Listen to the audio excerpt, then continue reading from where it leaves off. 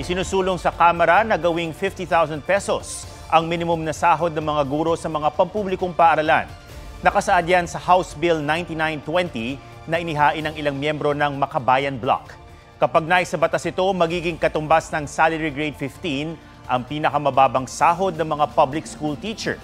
Sa ngayon, nasa Salary Grade 11 o nasa 27,000 pesos lang ang buwanang sahod ng mga Teacher 1 to Teacher 3.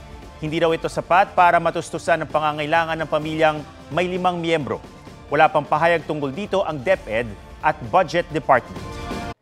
Mga kapuso, alamin ang State of the Nation. Mag-subscribe sa GMA Integrated News sa YouTube. Sa ating mga kapuso abroad, samahan niyo kami sa GMA Pinoy TV at sa www.gmanews.tv.